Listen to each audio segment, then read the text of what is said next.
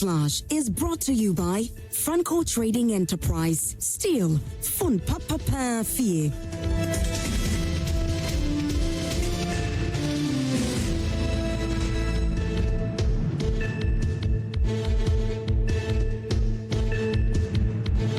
All right, thanks a lot for staying with us here on Prime Morning. And it's time for us to get into Newsflash. It is proudly brought to you by Franco Trading Enterprise. Still, folks, Papa Path here.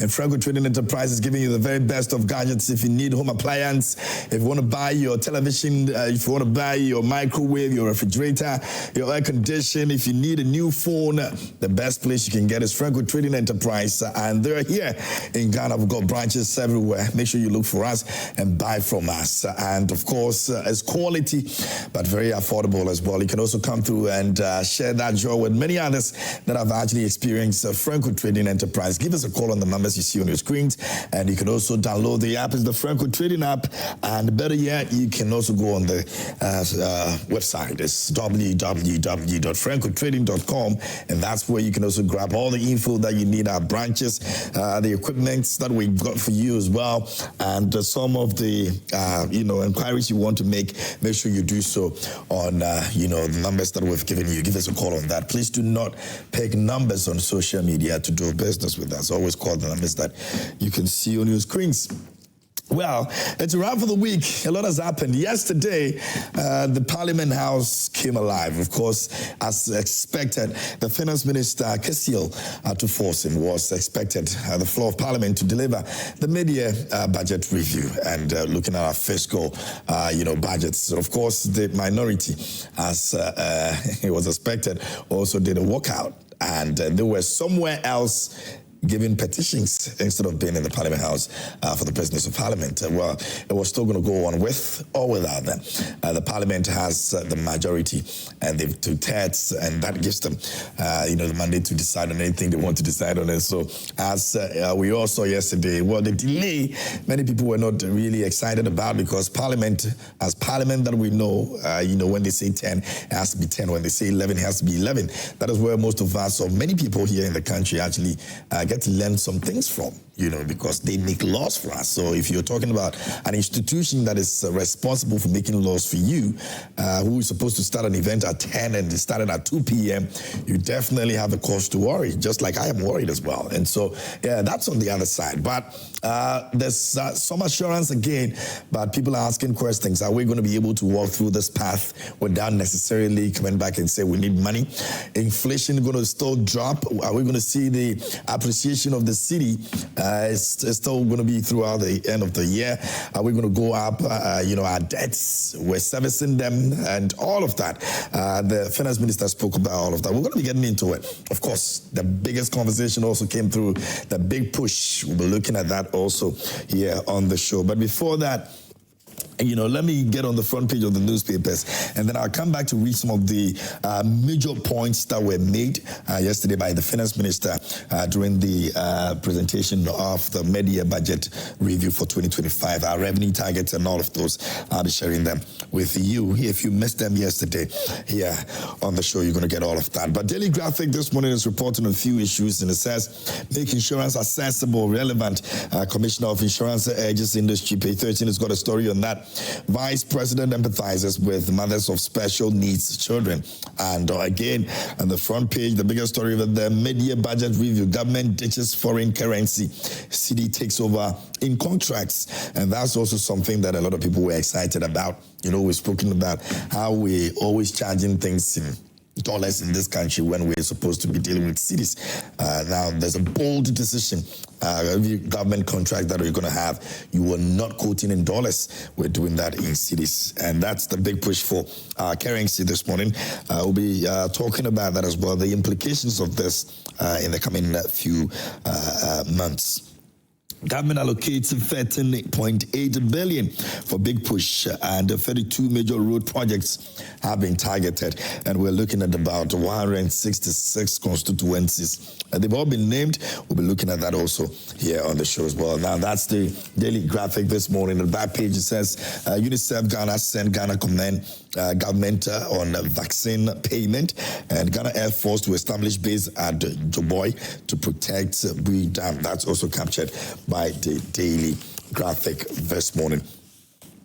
Away from that, the Daily Gist is here, and it says Ekow Kwainoe NDC goons smoked out, and the government dodges COVID-19 levy, blames economic woes on Ekow Kwainoe, and that's the Daily Gist. The Daily Gist is reporting on that. Now, most people were expecting that the COVID-19 conversation would have come up. Well, the minister says that that's going to be later in October because there still has to be a few things that have to be taken care of before it is totally taken off. And so, if you were expecting that the COVID-19 levy was going to go off immediately after the budget review, well, it's not going to be the way you were thinking. But hopefully in October, we'll revisit this conversation again and see what the minister will be doing about it. But that's on that conversation. Away from that, minority drives Galamsey, electoral violence to Mahama, diplomatic missions. And so yesterday, when the reading was happening, the minority was also out there sharing petitions, and they went to Kodeyo, they went to CDD, and they went to the Jubilee House as well to present their petition to them. They believe that there are many, important issues to be dealt with, especially Ekow Kwainoe incident that happened during the rerun, instead of being in the Parliament House and reading the budget. So yes, this wasn't a boycott. This was a walkout. A boycott would have meant that they would not have come at all to the Parliament House. But this one, they came, they listened to the issue on board and everything, and decided to actually walk out. Now, Baba Sam sues 11 media outlets, bloggers over defamatory child custody report. Haruna Atta returns to Namibia in new ambassadorial list. That's also captured by the Daily Gist this morning. Let me go to the Chronicle. The Chronicle newspaper says that minority petitions Bahama over escalating electoral violence, and the big story over here: the making of Engineer Kobina Ejapong. You can read all that about him when you grab a copy of the Chronicle newspaper this morning. A book says 1 week is also captured on the front page as well, so you can also be part of that. Now, he's one of the Ghana's very own veteran journalist who passed on, Kobina Ebo-Kwansa, and on Saturday, which is tomorrow, the 26th, we'll have the 1 week. The venue will be at the Blue Event Center behind West Hills Mall, Botiano here in Accra. Time will be 9 a.m. So you can use the Google Map location to navigate your way around it. And let's say, let's celebrate the great memories of one of Ghana's very own finest writers, Ebo-Kwansa. Anyway, we'll move on to other newspapers, and I've got the overseer here with me, and it says on the front page, we've restored economic confidence in less than 200 days, says Atuforsen, and Sidino Apeke. Atuforsen declares amid strong currency gains. And on the front page, the big story over there says media budget. We've saved 4.9 billion Ghana cedis on interest payments. Finance Minister says so. Jemfi to Efia, prove it in court or pay 10 million. Ghana cedis. That's also the court case between Efia Schwarzenegger and Sami Jemfi. Boss the tour sign MOU to strengthen Ghana's downstream sector. That's also captured by the overseer. And no aviation fuel shortage in Ghana. Energy Ministry refutes reports. And this morning we'll be speaking to the spokesperson of the Energy Ministry to share some light on that issue as well. And at least we get to know what exactly that has been happening with that issue as well. And that's the overseer this morning. And pretty much will be all for the newspapers for today. All right. Now, don't forget that you can join me and share your thought with me. Let me know what you think about the budgets. Was it what you were expecting? Do you think that we're going to be making some gains? Are you very confident that all that has been said by the finance minister will be able to achieve it? Don't forget that they have a little 3 years to actually make this happen. I mean, this year is gone, in my opinion. But we're looking at what is going to happen by the close of the year. You think that it is possible that we can achieve all that the minister has said? We'll be looking at that. And also, like I said earlier, I'll be joined in studio by Kofi J. He'll be joining us here on the show to let us understand what it means for us to be where we are according to what the finance minister has presented. So share your thought with me. Let me know, what you think about the budgets that has been read. Do you think that we are on a positive line, or we haven't actually seen, much yet. All right, you can do so. Our WhatsApp line is active. We're streaming live on Facebook. You can go on Facebook as well and also drop your messages there and let me know what you think. All right. Great stuff. Well, I said thank you to Franco Trading Enterprise, still phones Papa Pafi, for bringing us News Flash this morning. And we're looking at revised upwards from the 2025 budget target of 227.1 billion to 229.9 billion Ghana cedis as what we expected. Kofi is here with me, and so I'm going to engage him. We should get a sense of what happened in the Parliament House yesterday as far as the budget presentation is concerned. Kofi, all good? All good. Are we smiling? Well, depends on where you are looking at. Where you're looking at smiling from, eh? Absolutely. But, I mean, yes, apart from the drama and every other thing that we've seen happen in the Parliament House yesterday, this is one of the things that a lot of people were expecting. One of the conversations that a lot of people were expecting, because the conversation had been that we may want to go back again and ask for more funds. We didn't really see that happening. Or did we see that happening based on what the presentation that we had? Do you think that... the truth of the matter is that no finance minister in the media goes to Parliament and outrightly say they want more funds. They will tell you they don't require any funds, but the truth, they say the devil lies in the detail. After the main, when the year is gone, the fiscal year is gone, and you do the assessment, what you see is how they have actually ballooned what they budgeted to spend. But, many have said that this current finance minister is a bit disciplined. He is disciplined, so let's see how that will also go. And for me, as a data person, I love finance ministers who actually dish out numbers and data. So yesterday, he gave us a lot to chew on. Okay. And he gave us the numbers the numbers that we are actually looking for in terms of how much has been spent, the mid-year and all of that. Usually what previous finance ministers would do is that they use the mid-year budget to finalize the previous year's expenditure. So they tell you the bigger picture.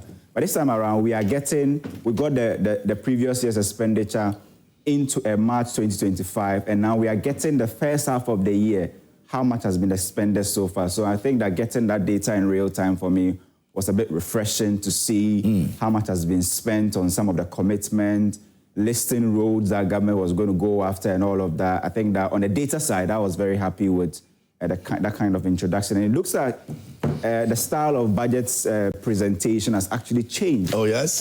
He is actually focusing more on telling the story and then letting you know how much has been spent and all of that. So yesterday, on the side of data, I was really happy. We could get some numbers to put the conversation in proper perspective. So, yeah, I would say that, on the side of data, I was happy yesterday. Okay, and now we can just have a breakdown of what really happened. Now, many conversations have been around the big push, which of course would see over 5,000 kilometers of road construction in about 166 constituencies. We've always talked about how bad our roads have been. This is a big project. If we're able to get into it. In fact, when the finance minister first appeared in Parliament in March, there was something he said that we needed to pay attention to. He said there were 55 stalled projects scattered across the length and breadth of the country. So what we did as Joy News Research was to look at the list of the projects he gave, and we found out that majority or significant component of that were roads and bridges. Okay. So for him to come back in July and telling us that as part of their big push, initiative, they are actually going to focus on roads in the next 2 years. I wasn't surprised because you see roads like the, of the Tema Teshi Accra beach road. That road has stalled for some time because there's no funds. There are other roads across the length and breadth of the country that are actually stalled. And under the 24-hour economy, if you see how this government wants to use road infrastructure and also building bridges across the OT region to connect parts of the country, it tells you why they are going on this tangent. But for me, the interesting thing was when he decided to tell us that, well, I am not going to ask for more money. I'm going to stay within the 291 billion Ghana cedis that was projected for in the first budget that was read. We're going to stay within bound, and I mean, it will be interesting to see whether we'll have more deficits after the fiscal year, or what he actually painted will be what we'll see. But the big push is what stood out for many yesterday because of the, roads. About 20-something roads that will be actually affected by the big push. And what we understand is that what government was battling with was arrears. And in fact, the finance minister told us that there were some almost 68 billion Ghana cedis in arrears as of the end of 2024. And already he has budgeted to pay 13 billion Ghana cedis of that. And that will be this year in terms of road contract and saying all of it. He said that if he will pay, he needs to do some form of audit to have value for money before he even starts to pay some of the road contracts. So even under the big push, he's given us an indication that, well, if you are coming in just to come and enjoy, there will be some form of auditing, there will be some form of value for money with the big push initiative and all of that. So it will be interesting to see how. It makes a lot of sense because if you and I would agree that our road, business is something we've not really managed so well. I mean, if you see what has happened, contractors owing and not even delivering on the job. Some are old and they didn't continue the projects and all of that. We've not really managed it well. So I am happy that a certain audit has to go into some of these things before we're able to say we want to even continue or want to even engage this person or that person. And for me, I think it's a big decision that the finance minister has taken. The minister of roads has been talking how he intends to even use the cheapest in terms of cost of cement in making sure that most of these roads are actually done. I don't know how he intends to do that. Yes. He spoke about that yesterday after. Yesterday something happened and I know you saw it. Yeah. Before the finance minister spoke, the roads minister actually, granted a press conference. Yes. Had a press conference. I've never seen anything like that. Usually they allow the finance, they'll do by the side comments and all of that, but they will allow the finance minister to speak first. Yes, you don't get into details like he did yesterday. So yesterday, I was very sure that the media budget review or maybe the next 2 years was really going to focus on road because you saw the road minister coming out with so much confidence, which means that he has the backing of not just the finance minister, but the president as well. Exactly. And they all knew the direction that they were going. And so even talking about auditing of roads, you have the road fund that will be restructured to actually suit some of these things. And then also the reintroduction of road tolls, right? All of these things, all of these funds are supposed to be used to support the big push agenda. The finance minister said any extra cash that will be realized in the next 2 years will be pushed under the big push program. For what? For roads. And he said something yesterday on PM Express. He said, the Chinese says, if you want to get rich, you need to have your roads done first. Because they believe that the economic benefit of connecting parts of the country is so important that if you fail to do that, you can have all the beautiful economic policies and reforms and agenda, but you may not be able to achieve maximum because of the bad roads. And so you could see the direction that they want to go. And I could sense it because you had the roads minister speaking first before the finance minister coming to talk about the big push and where he wants to send the big push. Great stuff. So now let's take a look at, it was the tallest of major things that they want to do in the next 3 years. Yeah. Let me start from the fiscal deficit because that is what will push you to either go and borrow recklessly or not. Usually, it's about what you budget for versus what you expect to rake in as revenue. And this is 40.5 billion Ghana cedis, right? And I suppose that this is without amortization and arrears clearance. If you do amortization and arrears clearance, you will be in excess of 60 billion Ghana cedis in arrears. How is government going to find money to meet the budgets or the expenditure this year? You could sense from the finance minister that, well, we don't want to go to the international capital market. We don't want to rush and go there. yesterday we engaged the finance ministry and questions were put at them. Is there, a clear roadmap in returning to the capital market? They said that, well, they want to test the local bond market first. And you could sense that the finance minister doesn't even want to borrow more from the T-bill market because he's managed to successfully use demand to drive down T-bill rates now 14% and between 15%, right?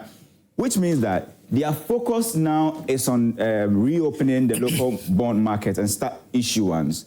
And he said something on PM Express yesterday, and he said that, why must I spend when there is no need to spend, right? And in fact, borrowing, why do I have to borrow when I don't have anything that I want to use that money for? So I will only borrow and I'll only get money from the debt market when I know clearly what I want to use that money for. In fact, that's the reason why we are seeing the deficit actually reducing. And I think he's always been consistent about this borrowing thing. In fact, yesterday on PM Express again, he mentioned how some monies were borrowed and were not used for what they were used for. Exactly. You know, and he still thinks that we, as a nation, we're not supposed to be going on that, you know.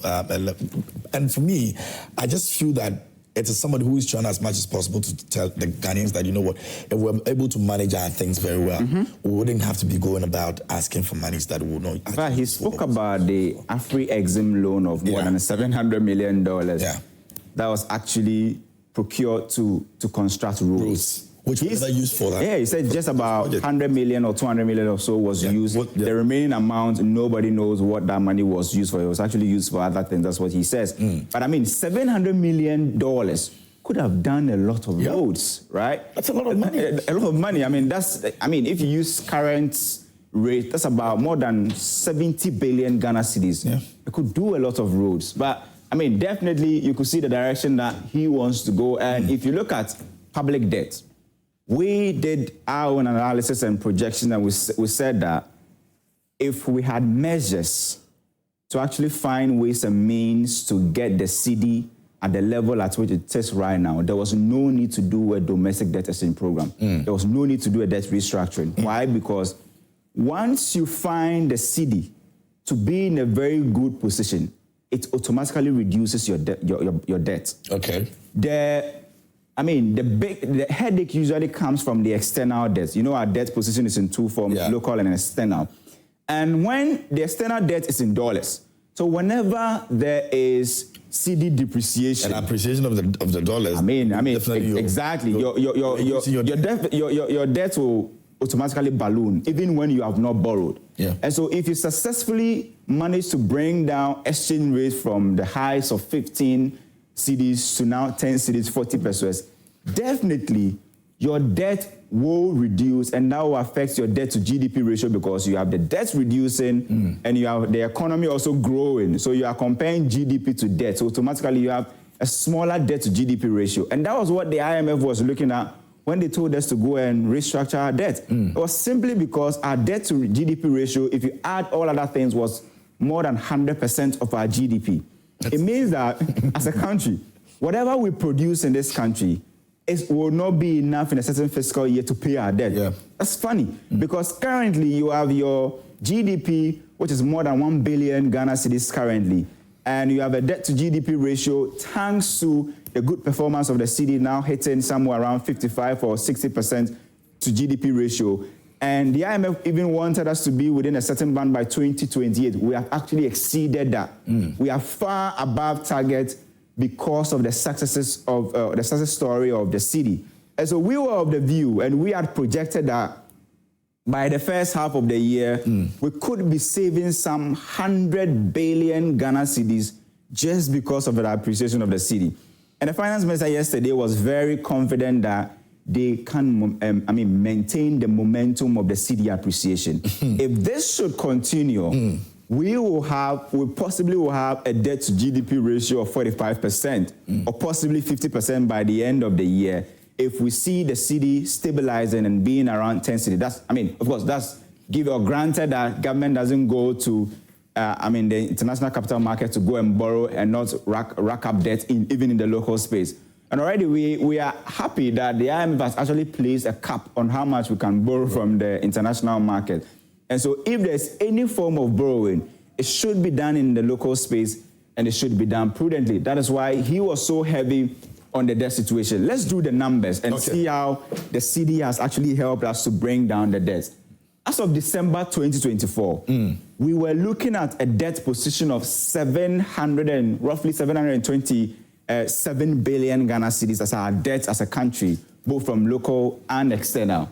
Now, June 2025, the update is that we've been able to reduce our debt to 613 billion Ghana cedis. Why? Because about 114 billion Ghana cedis is gone. How did it go?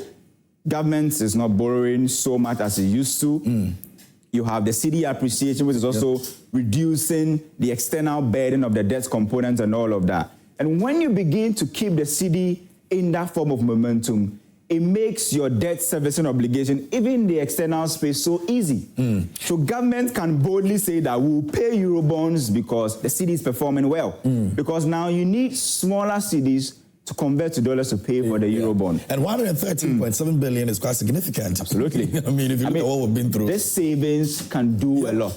This savings can do a lot. Because yesterday, when the finance minister was taking us through how, he said, many said we have not spent, but Mr. Speaker, I would want to tell you that we have spent, and spent in the right areas. He mentioned some of the things that they have actually spent some of our monies on.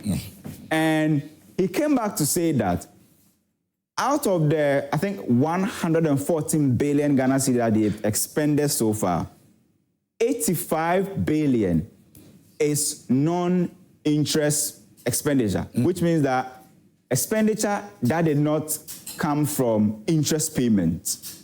And in fact, if you add interest payments, we are talking about 114 billion Ghana cedis. So it means that in the first half of the year, we had to spend 25 billion Ghana cedis to pay interest on our loans.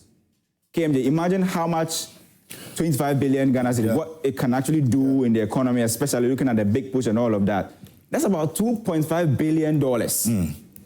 What that can do in the economy. But we had to use that to pay for interest on our debt. That's just interest. Because of the reckless borrowing we experienced under previous administrations. I won't use one administration because it's been historical. I mean, it's been coming from different. It's true. There's actually historical precedent attached to this, where it's not just one administration that took us to that high, but definitely our explorations and our experiences in the international capital markets, borrowing more Eurobonds, actually put us in this precarious situation. But my point is that 25 billion Ghana cedis that was paid as interest on loans. We're not even talking about amortization, or we're not even talking about the principal cash itself. It's interest. It's interest. And I was looking at the data and I'm like, what can we actually do with $2.5 billion or let's say 25 billion Ghana cedis? It can actually do a lot. So the more you keep the cedi afloat, or the more you keep the cedi stabilizing, you will be talking about some of these savings. And just like the finance minister said, the more savings we get, where are we pushing the money to? Big push. And what will big push be used for in the next 2 years? For roads. It means that the constituencies that were actually selected to benefit from the road infrastructure, some of the national roads that have actually been selected, will have a fast-track manner in terms of finishing those roads and all of that because of the savings that we will be under. He says that Ghana's public debt, this is from the finance minister, he says Ghana's public debt to GDP ratio at end June 2025 was 43.8%. From 61.8 at the end of 2025. Now, I don't know, 2 years ago or 3 years ago, when we were around more than 100% to GDP ratio, if anybody, KMJ, had told you that we could reach 43.8% debt to GDP ratio, I wouldn't even believe it. You wouldn't believe it. 2 years ago, if we had used everything we produce as a country to pay our debts, we couldn't. Now we need just about 44% of what we produce as a country to pay our debt. That is what appreciation of the cedi can do for you. So that's huge. That's huge. You can't take that away from what these people have been able to actually do. The domestic debt exchange program we did and the haircut people suffered couldn't bring debt to GDP ratio to 60% or even 58%. But appreciation of the cedi, margin now, 43.8%. So our problem as a country is just one.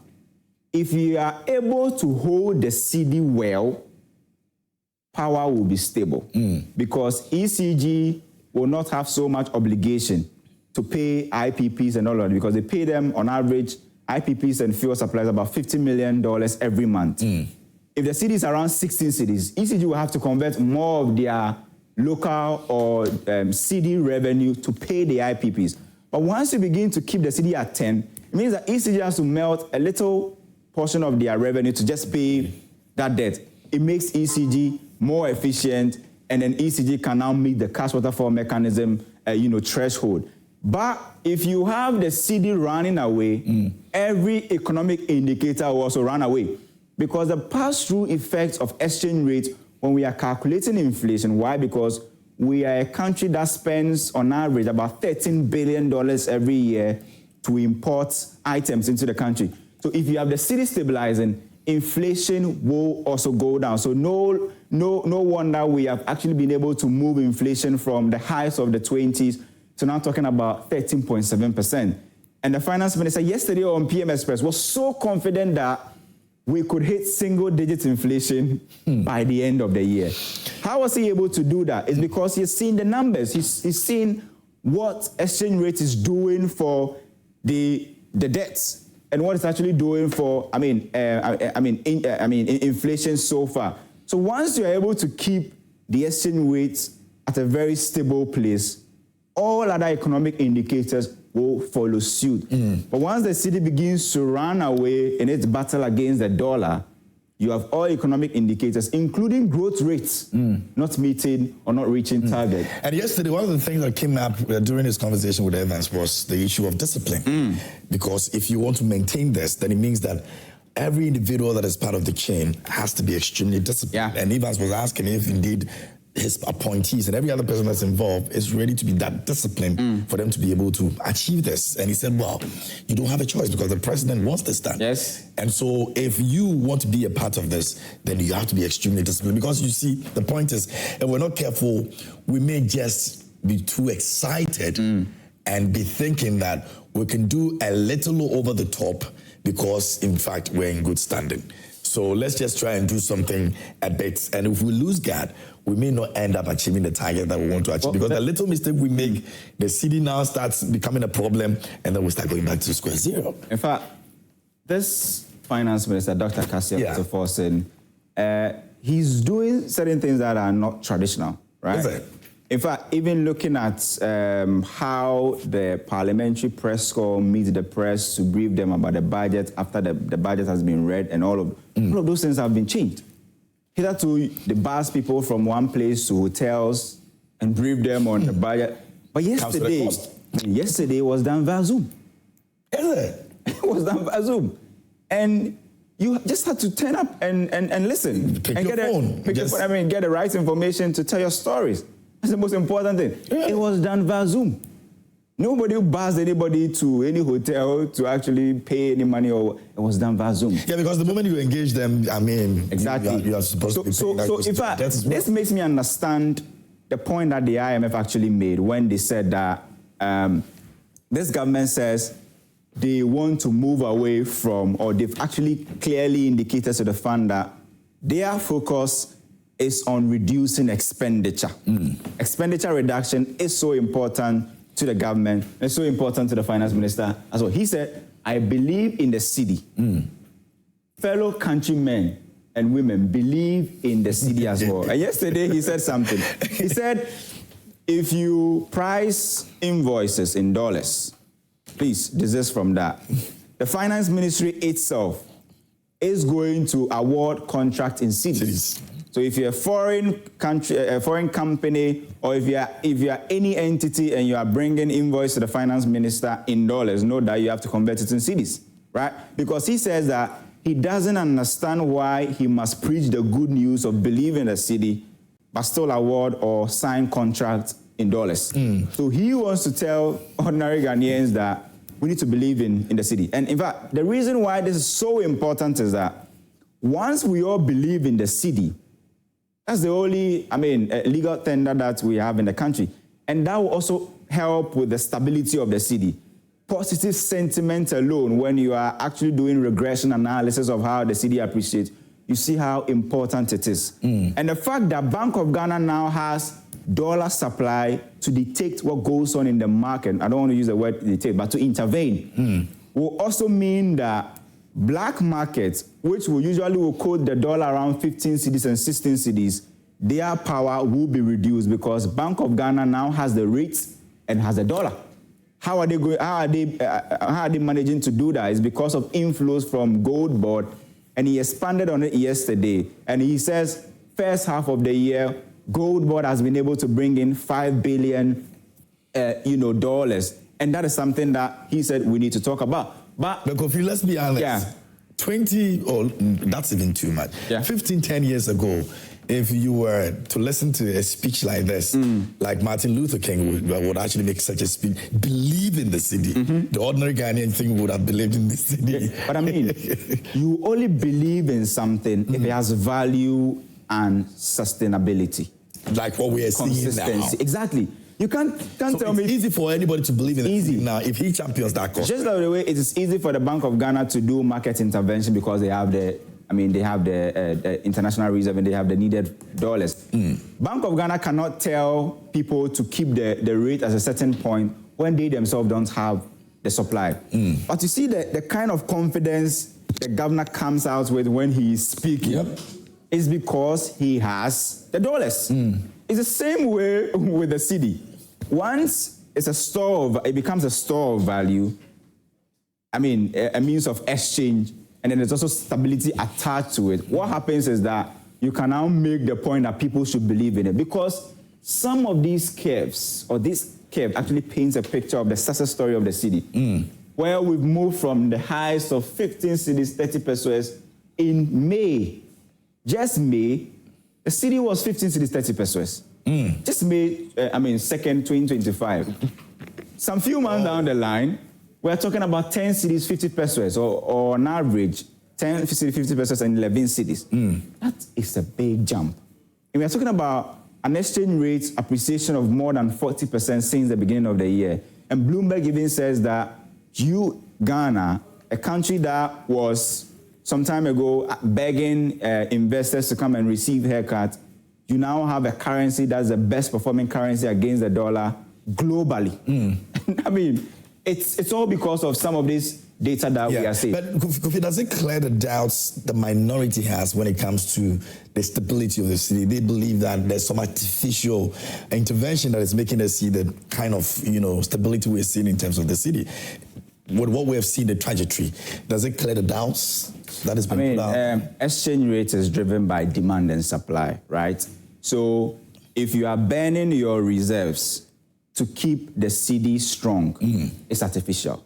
Okay. But once you have reserves, let's say, for instance, the first half of the year, the IMF wanted us to add $400 million to our reserves, right? First half of the year.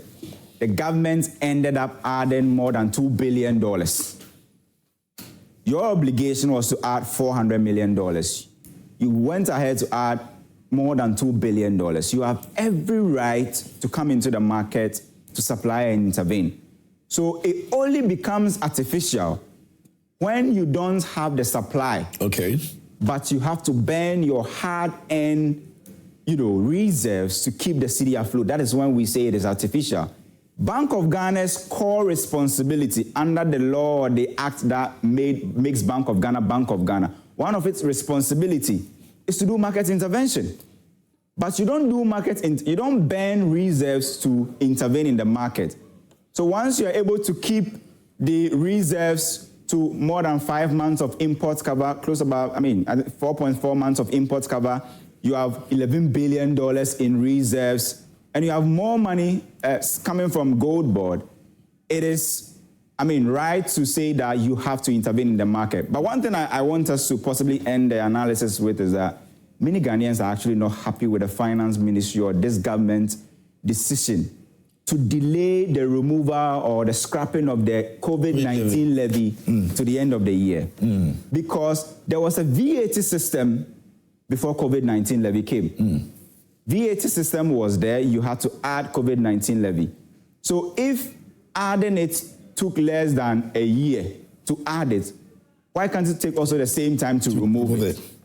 And I mean, on Beyond the Numbers and other shows, we'll be analyzing why it has become so important or so difficult for government to just remove the COVID levy. They're projecting October for them to deal with this COVID levy thing. I mean, October to finalize, but in fact, the real implementation of the removal will come in 2026. And many are not happy with it. Do we have a justification for this? Well, the justification is that we want to have a new VAT system because the existing one is a bit like robbing Peter to pay Paul.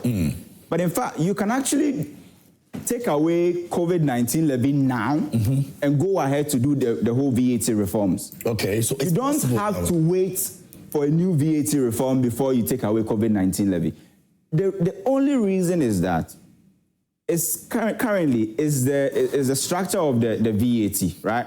That makes removing COVID-19 levy very difficult because the projected inflow this year is about 3.8 billion Ghana cedis. That's how much COVID-19 levy is expected to bring into the revenue kitty. And in fact, if you look at the three taxes that the president promised to scrap, betting tax, e-levy and COVID levy. E-levy this year, the projected amount was somewhere around, but I mean, the average is usually about 2 billion Ghana cedis every year, right? Betting tax, a little above 140 million Ghana cedis.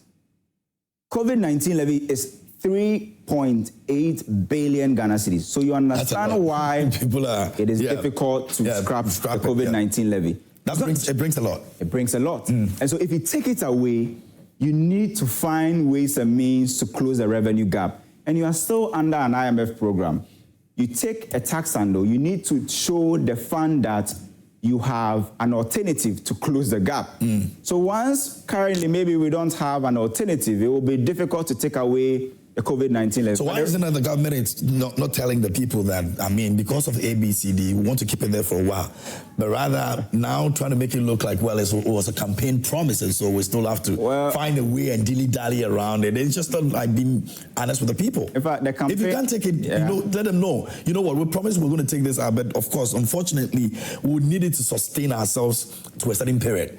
So the issue of want to remove it or now angst there, and then when you're able to deal with whatever you have to deal with, and then you remove it, then you tell them outright that, okay, you can even remove it without even telling them. And later when they get to find out, you can just do it without coming to promise that, oh, now we are ready to go and remove it. Remove it and come and tell them we have done it. There is nothing impossible for this government, especially looking at parliamentary business, because they have 2/3 majority. They can remove the COVID levy in 1 hour. Exactly. Look at what happened when they were introducing the D levy. Overnight, we all woke up and that levy was there. So there is no excuse. The COVID-19 levy must go because the promise was that this levy will go in 120 days. We are now in the 6th month of the president. And the justification is that we need to reform the VAT system before we can remove the COVID levy. That is not the case. Be honest the case is that you need to be honest with the people. COVID-19 levy, with the kind of parliamentary majority you have, you can actually take it in 1 hour or 2 hours. Anyway, Kofi, thank you so much for making this very simple for all of us to understand. I'm sure the coming days and weeks and months will be very interesting because we need a lot of turnarounds to be able to achieve all the things that we want to achieve. And so, yes, we'll be getting you back again, more often for you to come and let us have an understanding of this. Then that's lead data analyst here at Joy News with the Multimedia Group, Isaac Kofi AJ, joining us this morning here and sharing with us the budget review yesterday. We need to know about it. I've got guests joining me this morning as well. We're going to be delving into it to find out exactly what you think of the budget that was read yesterday. Are you happy about it? Do you think that will be able to sustain the stability of the city? The conversations around being artificial and we possibly not able to stay with where we are until the end of the year. All of those conversations will be coming up here on the show. Taxes, especially the COVID-19 levy, Kofi spoke about it, that, it has to go. But as it stands right now, we're even looking at somewhere in October before we'll be able to. Now, in fact, it will take effects in 2026. And I'm sure it's not a conversation that you really wanted to hear yesterday, but that is what it is. Now, I've been joined this morning here in the studio. Dr. Nana, Mary Kwainoe is here with me. She's an Associate Director for Tax Services, PwC. A very good morning to you, Mary. How are you doing? Good morning. I'm doing well. Yourself? I'm good. And good to have you. I'm grateful. Thank you. Great. And also joining us this morning as well, I've got Dr. Ekow Kwainoe, also here. He's MP for Kumfi. Has also joined us this morning. Look, all good? Very well. As a constituency? Oh, it's going quite well. Quite well. Great. Kumfi is a great place. Definitely. Yes. You should visit more. Oh, I've been there like twice. Oh, fantastic. Yeah, I think I should do more. Yes. I've been there like twice. Please, next time when you're there, let me know. I will. I love that place. Very, very, very serene and quiet, and and I love it. Anyway, yesterday we were all expecting the budgets, and finally it came. But before even we get into it, the minority decision to actually boycott. You're a member of Parliament. Why do we think that almost every time? And I was telling one of my colleagues, two of my colleagues, that if it had been the NDC, they would have done the same thing. If the NDC were in opposition, they would have done the same thing. Why should it always be like that? Well, I think, thank you very much, and good morning to your viewers. I think largely it's probably part of the body politic, where certain things are done for the optics, as my good friend would say. But the truth of the matter is that we are here to govern. The people must benefit from the governance that is being put across. So I think that in my mind, at a certain point, I think we need to come to the realization that beyond the politics, we must look at the Ghanaian people and the benefit they expect from us. One thing I've seen about the Ghanaian society is it's a very evolving one. In as much as we've seen this over the years, I believe strongly that at a point, these things would fade out, where people will actually take things a bit more differently. So people see another view of how things are progressing. So for me, even though I wasn't too happy about it, I think that eventually these things will fade out. Mary, you think so? Government's business, and we're boycotting. If we're not boycotting, we're walking out.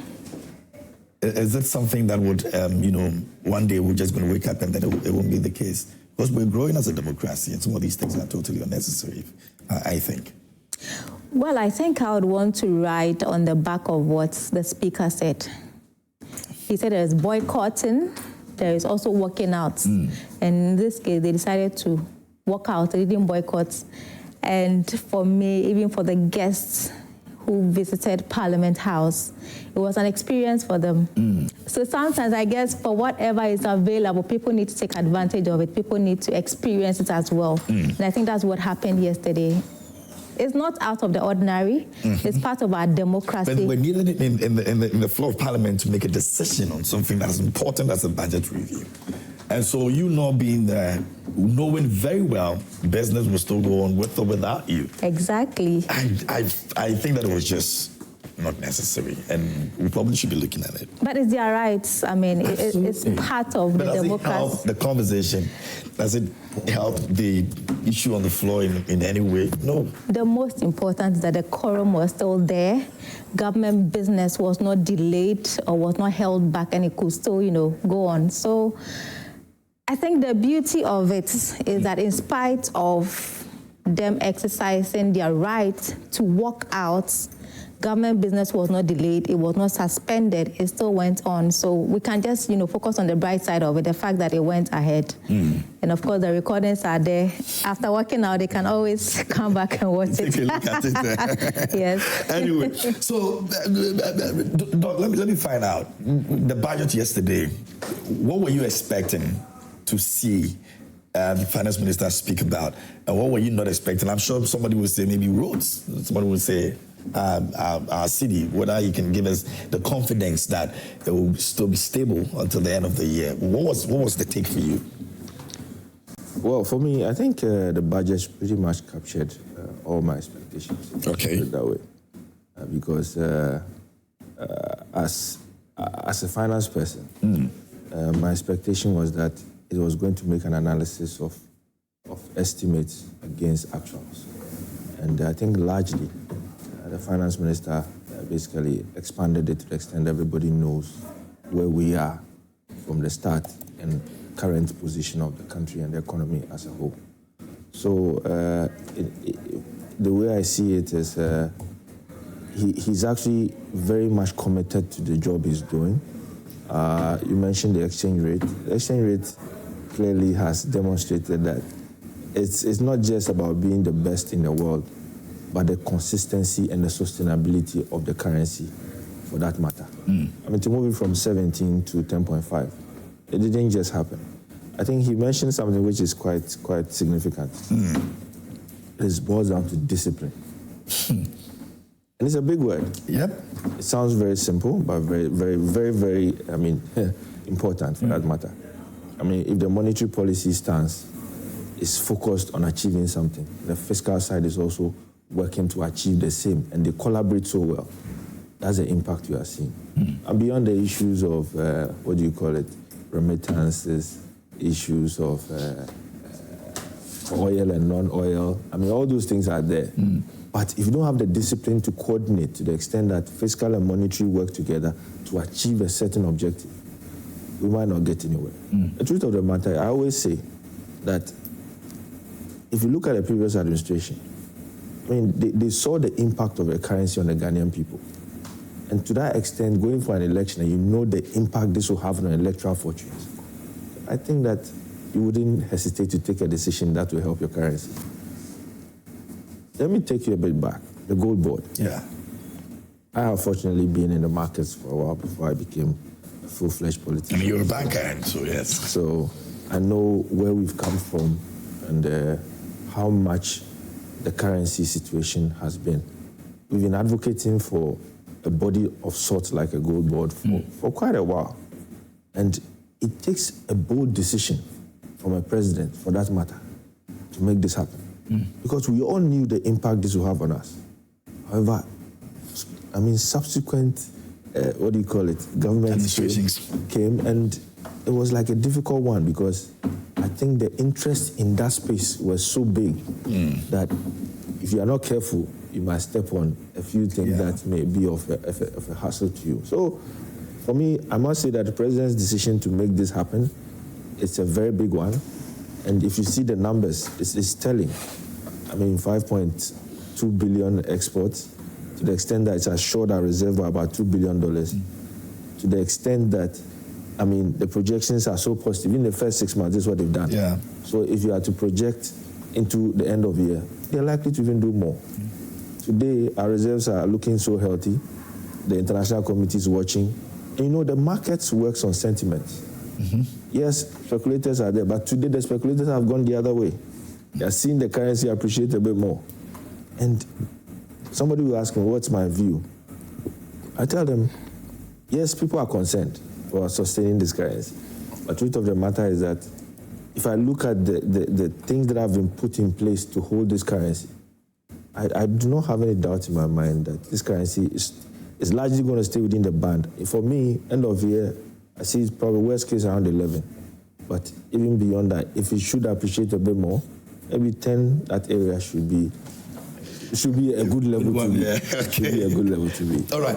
We'll be getting on the substantives, but let me find out from Mary as well. You're a tax person. I'm sure your interest will be around COVID-19. Why is it still there? Why did we not take a look at it? If we took a look at it and decided we want to remove it, what would be the impact on our economy and the people as well?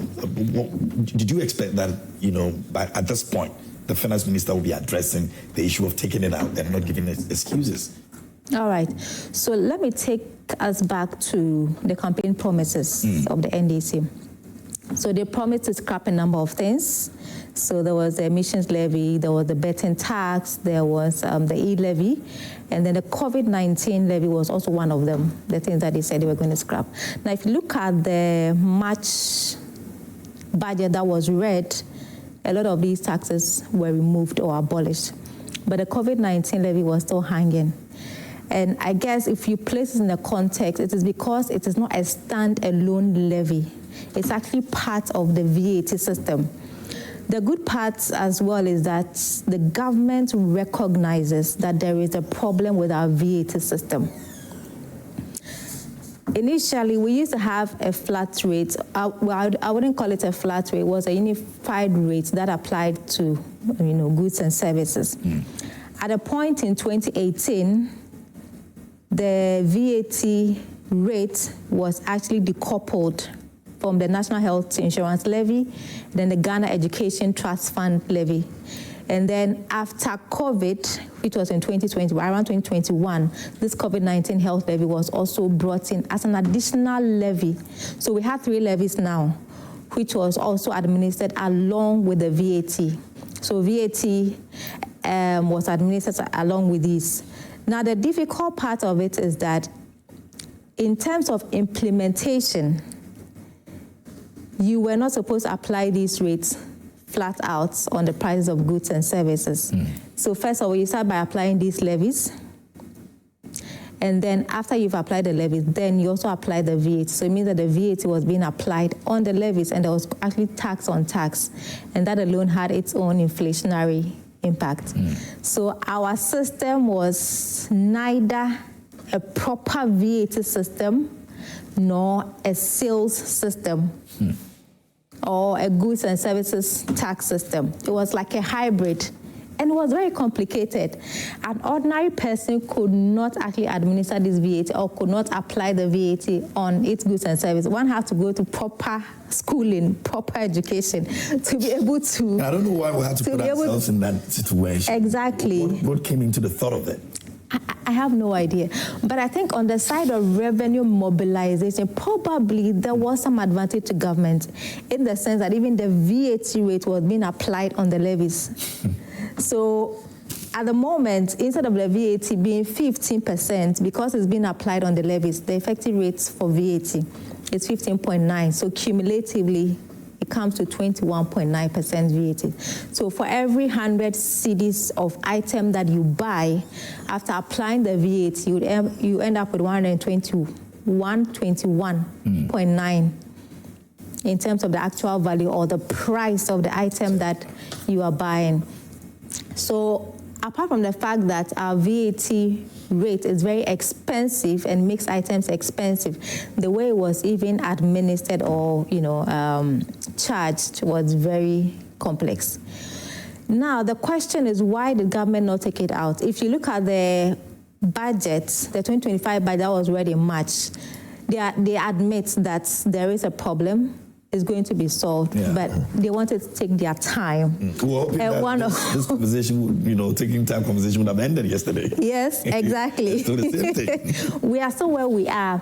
And the justification is that they want to do a bit more consultation. They want to get a bit more views. At least what they promised in the March budget, which was that they were going to let IMF lead this consultation, to get ideas for the whole reform that has actually been done. And the next stage where we are, as they have mentioned, is that they are currently doing sensitization of some of the reforms that have been done so that they can gather feedback And then, of course, in October, the bill will come in. But we know that eventually the implementation or the correction of this whole VAT system is likely to take effect from 2026. So it's not a stand-alone levy. Possibly we are learning from what happened with the emissions levy, with the betting tax, and with the e-levy, which were stand-alones, and now they have been abolished. Because this one is embedded or is part of the VAT, and they have decided to do a whole VAT reform, the COVID-19, unfortunately, cannot go away immediately. The reforms have to be completed, and then the sensitization that the government is currently doing to get feedback, that also has to be completed, and they're giving us September to finish off that. And then immediately in October, we are going to have a VAT bill that is looking at a number of reforms. And of course, the COVID-19 is one of the things that is being proposed to be taken out. Of course, it's a long-awaited one. We have all waited. COVID was in 2020. How many years now? Yes, we are still paying for that. So that one is a long-awaited one. So that one is going to fall off. The other reform that the government is looking at is to change the way VAT is administered or the way VAT is applied. The way the VAT rate of 15% is applied on the levies, and the levies are on themselves 6%. That's including the COVID-19 levy. So that is also going to change. So if we're not going to apply VAT on these levies, the VAT effective rate is also going to fall. We also understand from the budget that the government is proposing to apply a unified VAT rate instead of having VAT rate and then the levies and the way it is applied being all complex. All of that is going to fall off, so that there will be a unified rate. The government is also proposing to increase the threshold for VAT registration. It is currently 200,000 Ghana cedis, and it's been there for quite a long time. Inflation has happened, prices of items have also gone up, but that rate has remained the same. The government is also proposing to change that. So there are quite a number of reforms that the government is looking at, but I guess they do not want to do it in a hasty manner. Okay. They want to take their time, consult, gather feedback before eventually these reforms are done. But I'm hoping that we can all hold on and endure until... The endurance is what people don't have. But yes. we'll get to how, maybe you give us some, pointers in how we can endure. But let me go on the Zoom and speak to Dr. Nanaya Odichumi's spokesperson on economics movement for change. Doc, if you can hear me, good morning. Hello, Doc, can you hear me? Can you unmute for me so that when you talk, we can also hear you? Hello, Doc, are you there? Okay, when I'm able to get Doc, I'll bring him back on again. But let's look at roads in the country. In fact, we have some deficit, a lot of it. The minister thinks that there's supposed to be some audits that has been conducted, in terms of what has been done in the previous administration and all of that. And okay, give me a minute. Let me go to the Zoom. I think I have Doc on there now. Doc, can you hear me, please? Yes, I can hear you. Good morning, my brother. Good morning, and thanks for the time. I'm grateful. Thank you, and good morning to your viewers and my honorable friend and my dear sister from Pricewaterhouse. Doc, are you excited about what the finance minister presented to us in the floor of parliament yesterday? Well, for a number of reasons, I would say I have to commend the government for the good start so far. The good start, I can say, is anchored on a number of reasons. The first one is the stability that the country is experiencing at the macro level. Because you agree with me that if you look at all the indicators, at least we are seeing a positive outturn, especially on the forex side. And it's appreciating that we could now, as a country or households, enjoy some benefit from especially the cedi appreciation. And I must also say that although I think there are concerns that we need to look at and consider as a country, but the government must be commended on some of the fronts and some of the achievements they have. First, my personal view is that as a country, we must understand that the trajectory of economic management is not too difficult to understand. If you look at the 18 times you've been to IMF, anytime, at least under the Fourth Republic, you are doing and implementing an IMF program, you see that your macro stability is always assured. So from even the recent past when NPP took over from President John Mahama under his first administration, you realize that from the first and second budget, you saw the inflation coming down, interest rate coming down, currency stabilizing. So that is the trajectory. So we shouldn't be too excited about seeing these positive numbers. I think that we need to really look at how we can anchor our growth or macroeconomic stability on productive sector or structural changes so that we can ensure that our country will grow on what we call job-intensive growth. So we first quarter enjoyed 5.3% GDP growth, but where are the jobs to show for that? It is clear that we are not investing in the places where jobs will come. But it's just first 6 months, so I will not be too hard on the government. If you look at the confidence that came from the finance minister yesterday, he had all of that spelled out very well on PM Express, and he mentioned that he's very confident in the city that we have right now. If in the next 6 months, 6 months that we're gonna, deal with all the issues that will come, you think that we still can have that confidence in the finance minister and say that whatever it takes, we're going to still maintain this momentum? Well, I would say that you have to be careful how you comment on the finance minister because he's the man of the moment, to be sincere with you. So you don't want to touch him. This is a clear case of touch not my anointed and do my prophet. I tell you. However, I know, and he also appreciates the comment from some of us that the foundation of the economy really has not changed. And it will only change when he takes the right step. First 6 months, to ensure that we have stability has achieved that. But going forward, and the mid-year budget review did not come out with clear-cut and specific programs to ensure that the structure or the foundation of the economy is reformed. Because, you realize that the appreciation of the cedi has impacted on the port revenue. And I disagree with the minister thinking that it is only smuggle that has brought the revenue down by 1.6 billion. You realize that it is the appreciation of the cedi because invoices have actually come down, you understand. And also the port duty itself is paid through the cedi. If you are importing, they charge dollar on some of the commodities, the tariff and other things. So obviously that is a concern. The wage bill too, you realize that we've not taken the bold step. We have to understand that our national institutions, government itself is overbloated. The staff level is higher than what we need as a country. So you can't go on with this same payroll audit. You come out to tell us about ghost names, but the fundamental or strategic decision that we have to take is to downsize. If you downsize, your wage bill will come down. And there's a concern going forward. To be able to achieve the numbers that we are projecting, we need to also correct some of these foundational errors. And if you're unable to do that, you will be confident we can achieve some modest appreciation further. Inflation rate will come down, but still you realize that going forward or going into the future, this Ghanaian economy will still experiencing the same volatility that the country has been going through.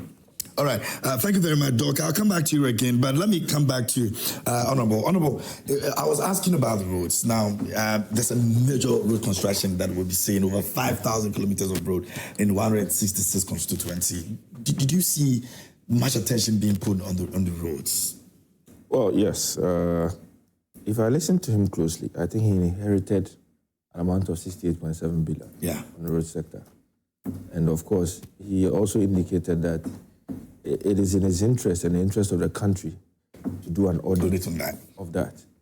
And based on the audit, I think the Auditor General is rejecting about 3.6 billion. In addition to that, about 520-something million of it basically were road contracts without documentation. So these need to be validated. And clearly, I think that dealing with the public purse, it's important that every finance minister whose worth is sword, like we are seeing, clearly should have that done. So I'm fully in agreement with what he's doing. But like he simply put it, I mean, to become rich, the roads must work. And clearly, there are so many things that the country suffers as a result of bad roads. Take, for instance, the agricultural sector. There are so many areas, cocoa growing areas, mining areas, and areas that are productive to this economy. Because of bad roads, we do not get the benefits as a country. So for a bold decision of sorts to be taken, that we are going to fix these major roads, these major, government projects that have installed, to basically get the economy up and running, I think it's well in order. And the 5,000 you are talking about, there's a bit of disparity when it comes to development as far as some constituencies are concerned. My constituency, Konfi, for instance, in the past 8 years, never saw any road construction. I'm just using myself as I'm checking the list and I'm not seeing you. I'm just using myself as an... No, the 5,000 is for 166 constituencies. So it will be divided. So it will be divided. Some 10. Exactly, so yes. Exactly. And it's one thing that my people really agitate a lot about.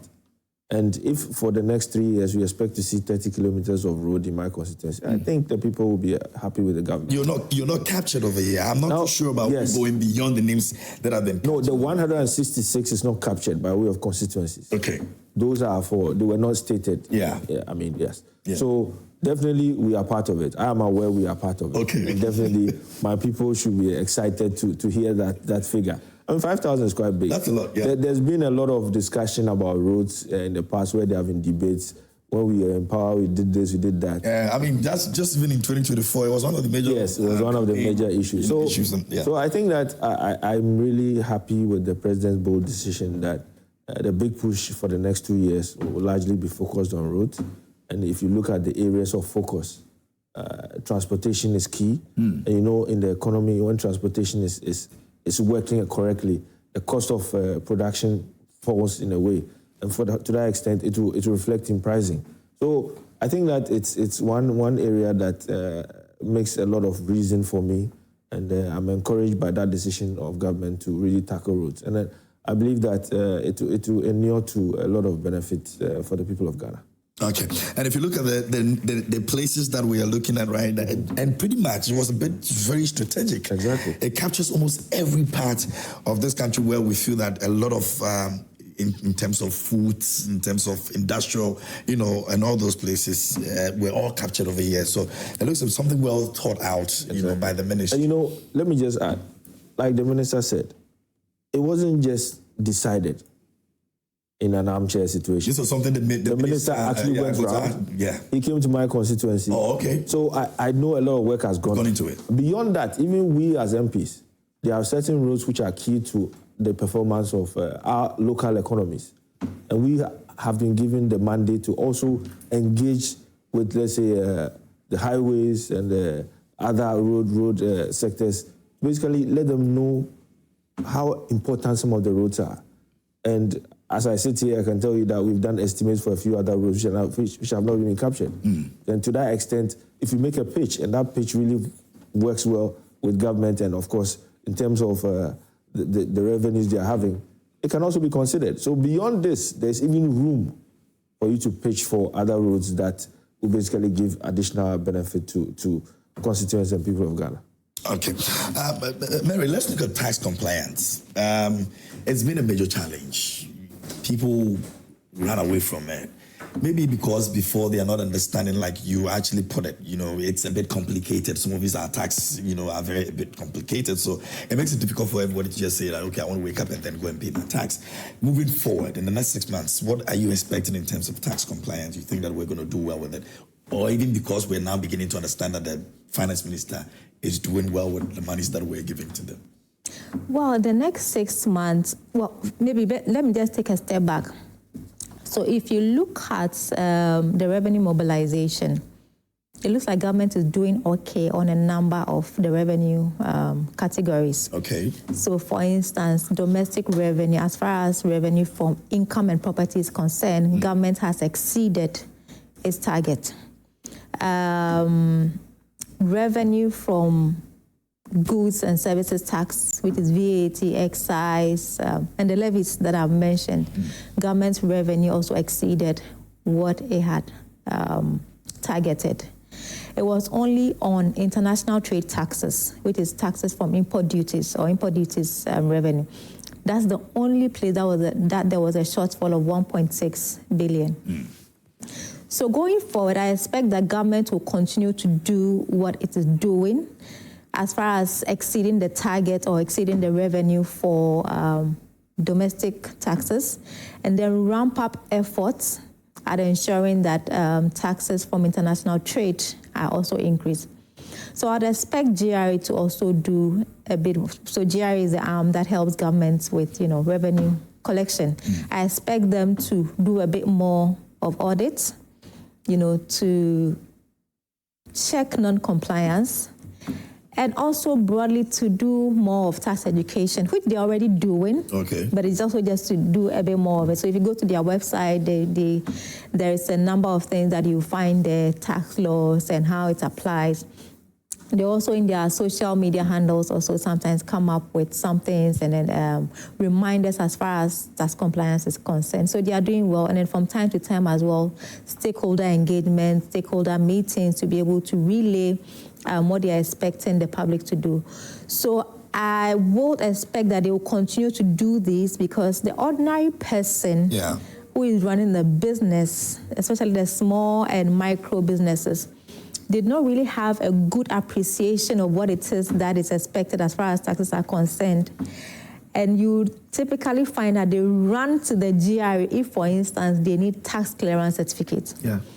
Or if an investor or someone who wants to do business with them is requesting for a certain compliance document, then that is when they try to comply. But I think it will be great for them to take a proactive step of complying and not only, trigger this when they need tax clearance or they need any of these compliance documents from the GRA. So GRA also has a part to play with making sure that these businesses are abreast with what is expected of them from a tax perspective and also make compliance very easy for them, right? Because they have other things to deal with. Tax will be the last thing on their table. So if you don't make it easier, it will be difficult for them to also comply. But over the period, the last years, you think that it's been good? The picture has been... I think it's not been bad. It's not been bad. GRA is doing well. They are playing their cards well. But I think it will be good to expand it and, cover all the sectors of the economy. Sometimes there is a lot of emphasis on the large businesses. Those who are already known, right? Those who are already complying. But then the smaller businesses or those who are not already in the tax net, it will be good for GRA to reach out to all of them to help broaden the tax base. Okay. All right. Let me go to Doc. Doc. Hello, Doc. Are you there? Yes, I'm here. Great. Let's look at the imports, and how we'll be able to deal with our debts that we're currently facing in terms of how we're able to use the importations that come into the country. If we're now deciding that we want to grow more and want to do more for ourselves so that we can export more and make some more revenue on it. Now we know that the roads are going to be tackled, and so it's going to be easy for us to, do our things over here and be able to grow whatever we want to grow and all that. But do you think that it's very possible, it's very, very possible that we'll be able to use everything that we'll be doing here internally to reduce the debts that we have? Yes. Is it possible? Why not? Because there are a lot of countries that have achieved that kind of milestone. Okay. But what we need to do is to take the right decision. And if you look at one of the achievement that I will commend this government for is the fact that they've been able to achieve more revenue through the corporate tax. Because as my sister was saying, it's always difficult to mobilize revenue internally through tax because of the inefficiencies that we have with tax. So that is commendable. But what that should tell us is that if we focus on that, we reform and achieve more efficiency in revenue mobilization through the tax, especially corporate or income tax. It will help us more than relying on port revenue. And it is clear that the lot will also depend on our priority setting. And if I analyze the infrastructure priorities, it is still the same old orientation. And I know the honorable member is excited about roads because I know how, if you are a politician and a grassroots politician or a leader at the constituency level, the impact that a good road will have. There's always the major issue that the constituents are worried about. Yes, because now we've been able to overcome access to electricity to a large extent. So the next one is road. And I come from a rural constituency, so I understand the honorable MP's excitement. But as an economist or as a business person, I am not too excited about the selection, although we don't have the broad specific rules.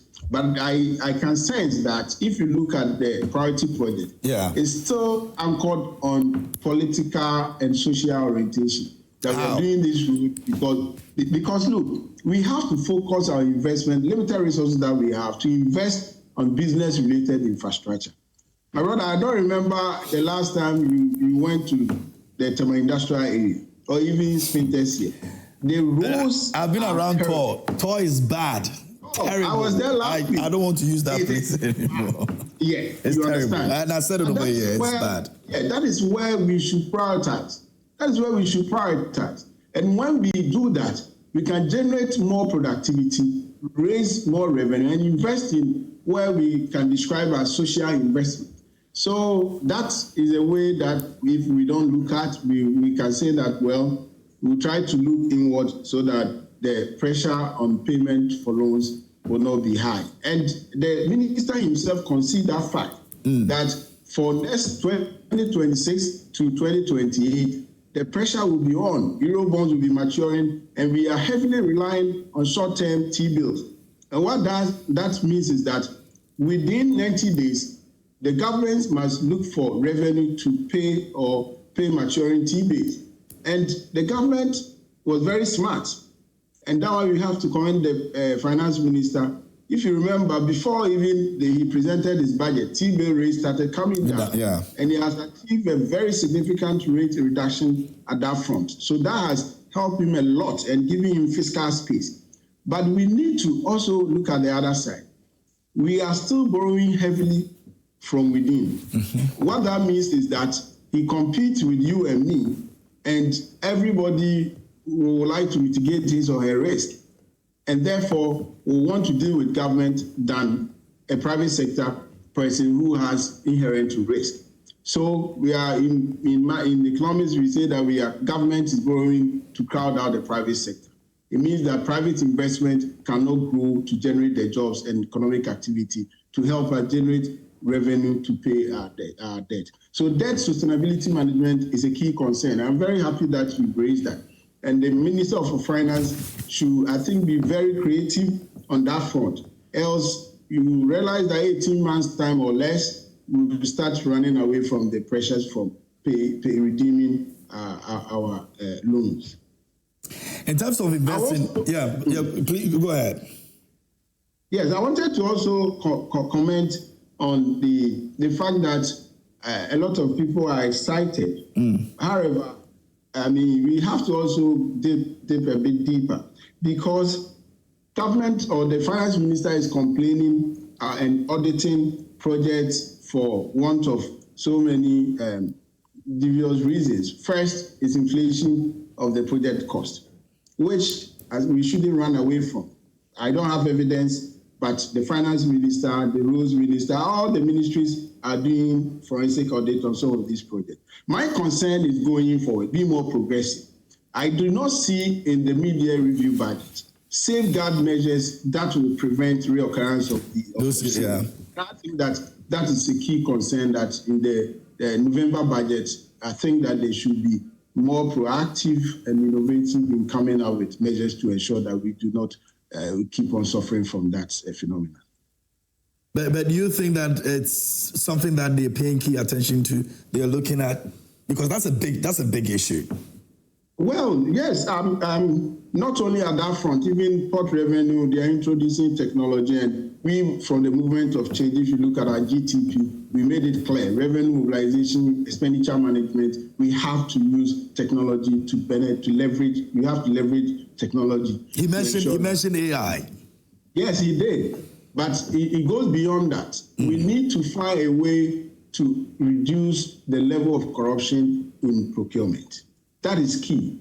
And I would be very happy to see us taking advantage of emerging technology to reduce human interface in procurement and ensure that we don't. Because between you and me, multimedia, if multimedia is putting up 6 classroom block as a contribution to community development in any place in this country, and government is investing in same, multimedia can do what government is going to do at 60%. There's no two ways about that. What that happens may be as a result of even payment delays. So if I'm bidding for government projects, I know that to mitigate the risk, I have to charge more so that I don't lose, because government will promise I will pay in 90 days. Government will end up paying in 6 months' time or even more. Government will say I have to audit. Government will bring in so many bureaucratic process. So every step of the way, the businessman or the contractor may have to facilitate or make something, a protocol to ensure that his people moves forward. So these are the micro issues that I think if you are bringing in technology, we should try to focus and eliminate to ensure that we spend our money prudently. Very well. I think I'll pass the same conversation to you, Honorable, as well. Now, in own words, he said that government will adopt AI to minimize human interference in revenue assessment and improve the accurate classification and valuation of imported goods. This is something that we've been talking about, the person-to-person interaction in terms of revenue mobilization is always becoming a problem. You think that we're at a point where we can actually use AI to make a lot of change? Yes, I think so. I mean, human intervention always has some level of cost at a point because of our own interest. When it comes to issues of AI, I mean, clearly, those are issues of technology which can give us a bit more benefit. But I want to touch on the issues that I think Doc raised earlier on the economy. If you look on the macro level, I mean, exchange rate is one. But if you look at the ripple effect of the exchange rate on the whole indicators, you can clearly see that even on the T-bill level, you have seen about 15% drop. That alone is a reflection of a public purse. That's why you have seen it move from 700 billion to almost 600 in 6 months. Today, if you look at the operations of the Bank of Ghana, open market operations, there is a concerted effort to ensure that the money supply is not so big to the extent that it is also a function of what we are seeing in the exchange rate. Now, what excites me about this media budget is that in the past, we've seen governments use short-term funds on T-bill to fund long-term projects, which is a complete, mismatch. Today, the government is rejecting a lot of bids from banks. As at the last count, 20 billion was submitted on the market and only 10 billion was taken. Today, that market has dropped from 27%, came to 23%, 18%, now 11%. So the cost of borrowing to government has reduced significantly. And today, with the indicators improving this much, it's a reflection of confidence. That is why the likes of Fitch will come out to say that Ghana's ratings have improved. The projections look good. Yes. B and all that, so yeah. B minus with a stable outlook. The last time we even heard from S&P, we moved from junk status, restricted default, to literally CCC+. And the benefit of this is that now we've been pushed out of, the markets. What it means is that government can go back to start issuing bonds. Not on the global stage, but even in the local. Today, government is no longer issuing bonds. What it means is that you elongate your yield curve to be able to get funds to support your growth.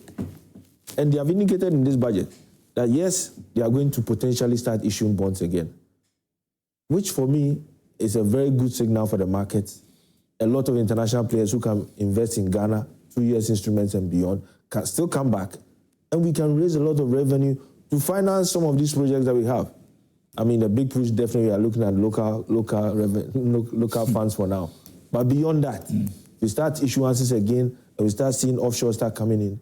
I mean, the revenues are still going to go up much more. Government is going to get a lot of funds to do a lot of work. So I think that in a nutshell, and another thing I need to mention, they've indicated that no contract will be issued in foreign currency. Yeah. This is a sovereign nation. Our legal tender is the cedi. People must get to know and appreciate that. And we've had a lot of problems in the past where you see billboards of real estate people, I mean, advertising in FX and all. You know, it's all pressure on the local currency.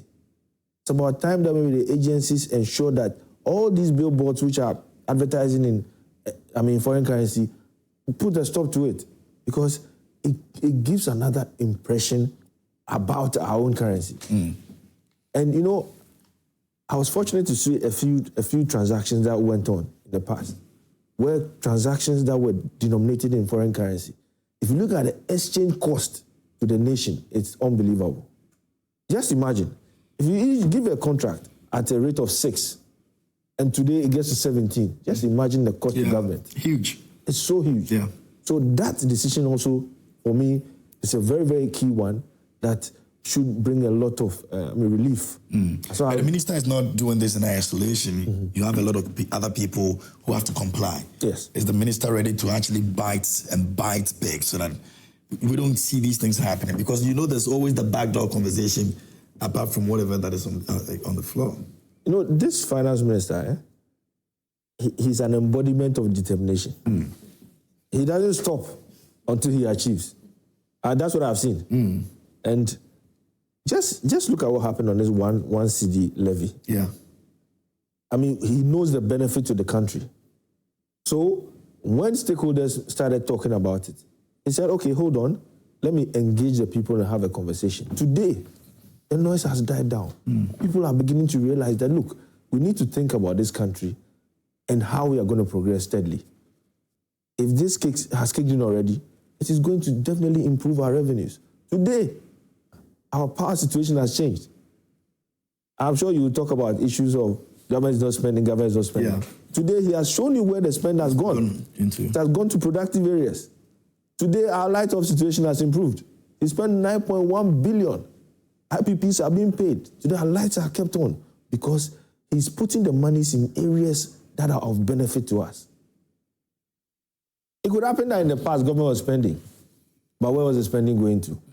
If you have a contract which is bloated and you are paying for it, really, you are not benefiting anything to us. To the extent that even those contracts were not even done. That today our courts are seeing a lot of people going there. So, you know, a lot depends on how you are going to manage your liabilities as well as the areas of interest and benefit economically where you are going to put our monies. And he's demonstrated that, look, he's not going to just be spending because of spending's sake, but he's going to spend in productive areas.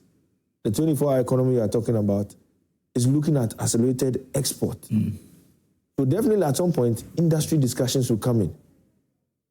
Issues of jobs will come in.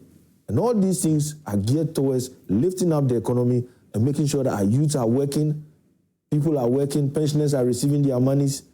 Even students are able to go to school without a hassle. So you can see that there's a deliberate and concerted effort to ensure that we use our resources best to achieve desired results for this country. And for me, like I've said, when I sleep well because I know who is in charge. And I believe that this country is... It never used to be the case in 8 years ago? Well, for you? I'll leave that to the public to decide. Mary, let's the human intervention, I mean, everybody seems to have a problem with it because it's what brings the corruption and all of that, especially in even our tax, space and all. Are we able to run away from it? And if we do, how is the look going to be like? Okay, so before I come to that, I just want to quickly comment on the earlier discussion regarding the currency and then pricing in foreign currency. Yeah. So we are all rational human beings, right? Yeah. And everybody wants to protect their interests or protect their investment. And I mean, previously, to the extent that the cedi was not stable, everybody was running to get some kind of a safe harbor, something that they can hold on to that will preserve their value. And I guess that's what also encouraged people pricing and also trying to get foreign currency for whatever they are selling, whether it's goods, services, or even real estate. So if only we can sustain the gains from the appreciation of the cedi, I think this will not be a big issue. So we should be more worried about making sure that our cedi is as stable as possible so that people can then have confidence in the currency and hold value or hold their property within that currency. Are we not there yet? From what we've seen right now? I think it's too early. Okay. It's too early. We've only had 6 months, right? And we are all... The 6 months that we've seen a lot. Well, we've actually seen a lot. Yeah, if you look at we are hoping that these gains will be sustained up until the end of the year. I think if we're able to sustain it up until the end of the year, people have more confidence that if we've done this for 12 months, there's no doubt that this would actually continue. So for me, I'm really hoping and praying. So you have given us a whole year, right? Yes, a whole year for us to, say that this is very predictable. No, we are there already. I don't think so. Even the minister said we are not out of the woods yet, so we have to still make sure that these gains are going to be sustained. Now, to your question about the ports, yes, I believe that in every human institution, or wherever there is human interface, there is also room for, should I say fraud or our human biases, emotions here and there. Yeah.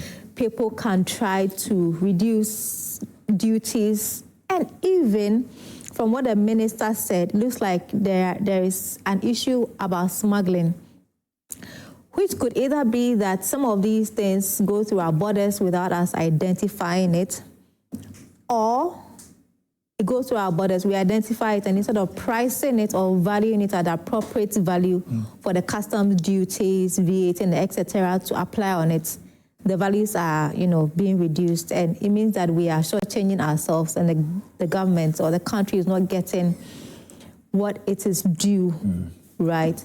So if the human interface can be reduced, it will really, really help to make sure that we have a robust system that is free from biases, that will be able to value items before they come in. The minister also mentioned that there is a plan to bring in a system that would actually be able to relay information from the port of origination or from wherever the items are coming from.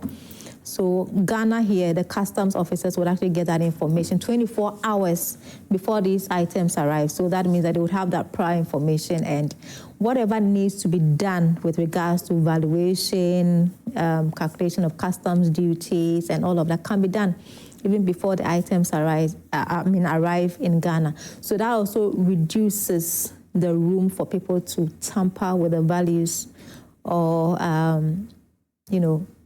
vary it. But in all of this also, we need some oversight. So if these items arrive, or if we get these values ahead of time and we don't have an oversight, or it's not in a transparent system where everybody can see, and if you make a change, everybody would see, then I would say that our issue will still not be resolved, because if it arrives, they can still tamper with it and make changes, and hopefully there wouldn't be room for that in the new system that the minister is, planning to bring on board. So fingers crossed, and we are really hoping that all of these loopholes will be sealed and the government would get more revenue. Very well. We're wrapping up, but let me, first of all, let Doctor come in here, and then maybe I'll let him go. But Doc, I'm going to ask you a very simple one. It's been 6 months. If you're rating this government 1 and 10, between 1 and 10, where would you place them? I'm also a politician. It's the reason I'm asking. So what I would say is that, yes, they're enjoying a good start, but for me, the fundamentals have not changed.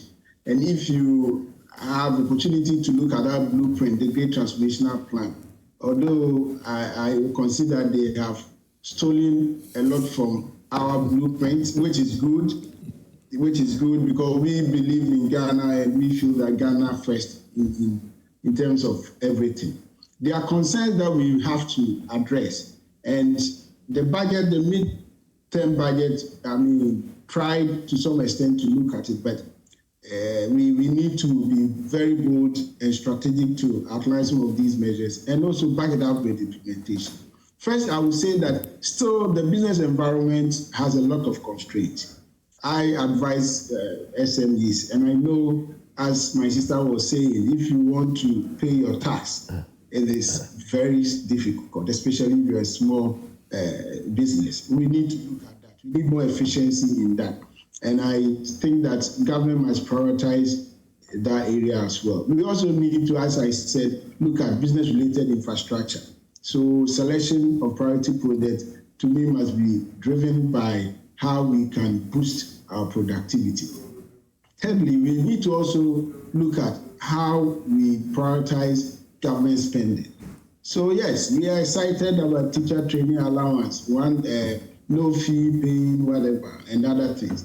But those are transfer payments. And if you understand what transfer payment means, it fuels consumption, but you cannot derive it from any production. And that is not good for any economy, especially developing economy. You know, the rich countries can afford to spend billions of dollars or pounds on welfare payment. But we have to first correct the foundation that the errors in our economic structure.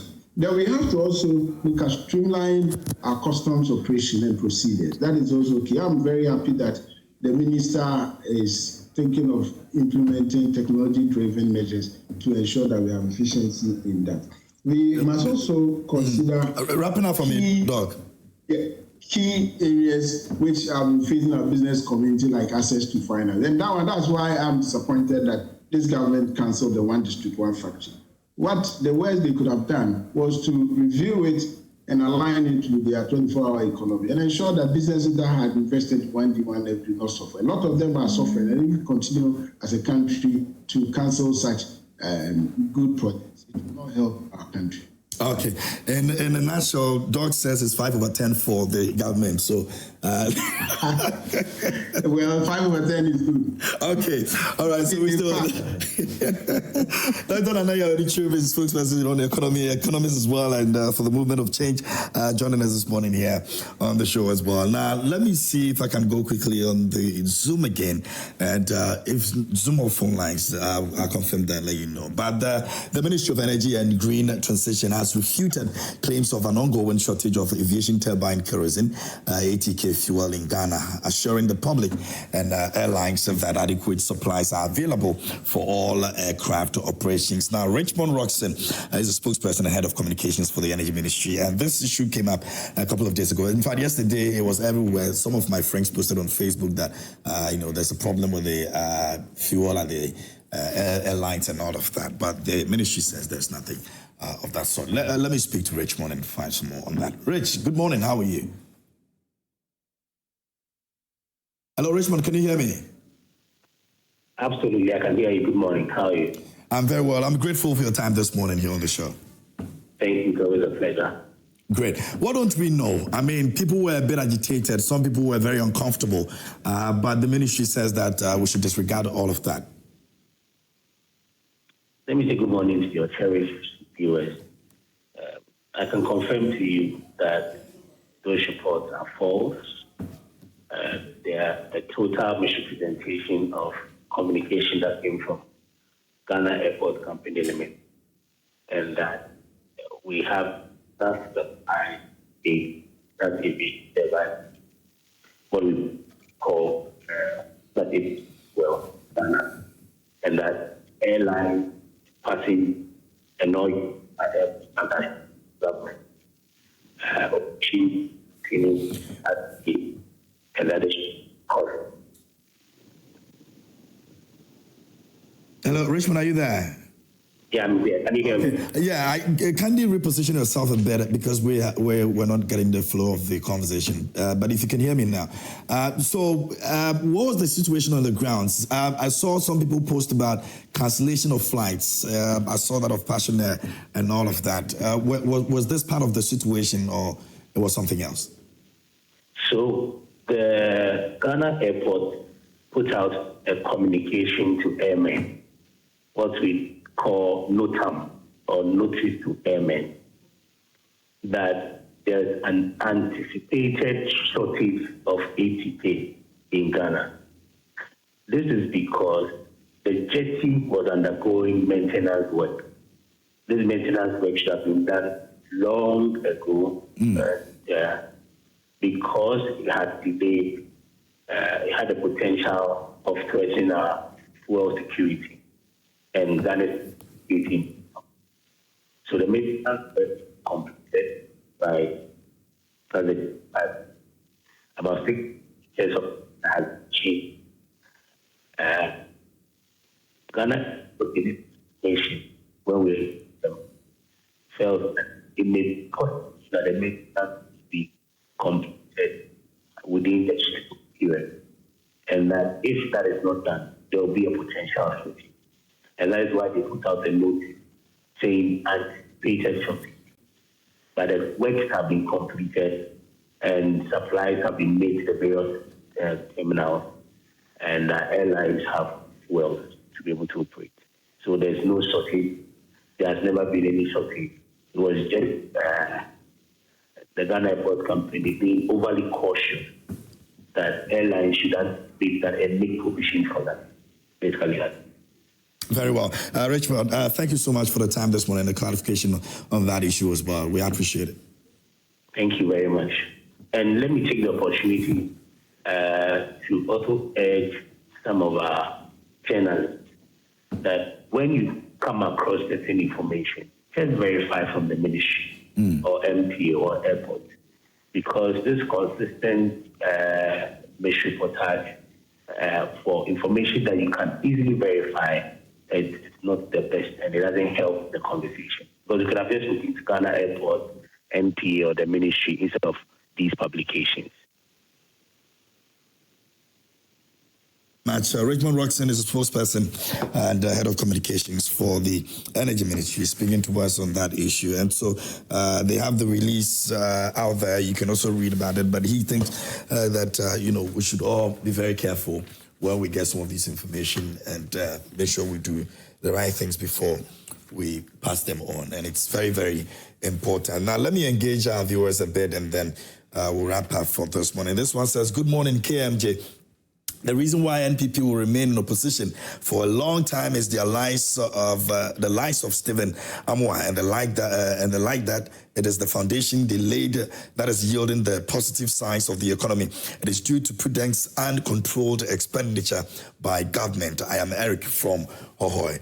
This one over here says that, dear KMJ, the sterling performance of the finance minister, and for that matter, the government must be commended unequivocally. For 7 months, we have not witnessed scandals and corruption, bedwelling His Excellency Mohammed's administration, which is highly recommendable. Inflation has gone down to 13.7%. The city has seen appreciation by 42%, and the microeconomics indication are plausible.